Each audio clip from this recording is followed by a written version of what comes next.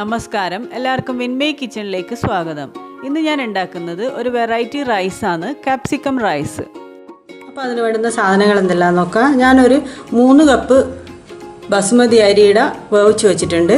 ഒരു സവാള അരിഞ്ഞതുണ്ട്, ഒരു കാപ്സിക്കം അരിഞ്ഞ്, ഒരു table spoon ginger garlic paste എടുത്തിട്ടുണ്ട്, ഒരു ടേബിൾ സ്പൂണ് കുരുമുളക് പൊടി, പിന്നെ 2 ഏലക്കായി, ഒരു 2 കഷ്ണം പട്ട, ഒരു കഷ്ണം ബേ ലീഫ്, ഒരു 3 കറിയാമ്പൂ, കുറച്ച് മല്ലിയില, ഒരു 3 ടേബിൾ സ്പൂൺ ഓയിൽ, ആവശ്യത്തിന് ഉപ്പ്, പിന്നെ കുറച്ച് സോയാ സോസും വേണം, കുറച്ച് ചില്ലി സോസും വേണം. ഇത്രയാണ് ഇതിന് വേണ്ടുന്ന സാധനങ്ങൾ. ഞാനിവിടെ ഒരു പാത്രം വെച്ച് ചൂടാക്കിയിട്ട് ഒരു എണ്ണ ഒഴിച്ചിട്ടുണ്ട്, 3 ടേബിൾ സ്പൂൺ എണ്ണ ഒഴിച്ചിട്ടുണ്ട്. അതിലേക്ക് നമുക്ക് സ്പൈസസ് ഇട്ട് കൊടുക്കാം. അതൊന്ന് ചൂടാട്ടെ. നമുക്ക് സവാള അരിഞ്ഞത് ഇട്ട് കൊടുക്കാം. സവാള നന്നായിട്ട് മൊരിയൊന്നും വേണ്ട, ഒന്ന് ചെറുതായിട്ടൊന്ന് വഴന്ന് വന്നാൽ മതി. സവാള വഴന്ന് വന്നിട്ടുണ്ട്. നമുക്ക് അരിഞ്ഞ കാപ്സിക്കം ഇട്ട് കൊടുക്കാം. അതിൻ്റെ കൂടെ തന്നെ നമുക്ക് ഉപ്പിട്ട് കൊടുക്കാം. കുറച്ച് നന്നായിട്ടൊന്ന് മിക്സ് ആക്കാം. അപ്പോൾ കാപ്സിക്കം ഒന്ന് വഴന്നിട്ടുണ്ട്. നമുക്ക് ജിഞ്ചർ ഗാർലിക് പേസ്റ്റ് ഇട്ട് കൊടുക്കാം. ഇനി ഇതിൻ്റെ ഒരു പച്ച മണം ഒന്ന് പോട്ടെ. അപ്പോൾ നമുക്കിനി കുരുമുളക് പൊടി ഇട്ട് കൊടുക്കാം.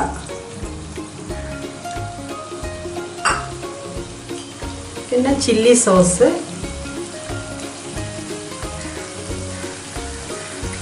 സോയാ സോസ് ഇത്ര ഇട്ട് കൊടുത്ത് നന്നായിട്ട് മിക്സ് ആക്കി കൊടുക്കാം.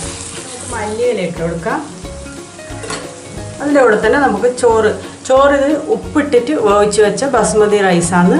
അതുകൊണ്ട് ഉപ്പ് ഞാൻ മസാലയ്ക്ക് ആവശ്യമുള്ള ഉപ്പേ ഇട്ടിട്ടുള്ളൂ. ഇനി ഇത് നമുക്ക് മിക്സ് ആക്കാം. ഇതിലേക്ക് ഇട്ടിട്ട് നമുക്കിത് മിക്സ് ആക്കി കൊടുക്കാം.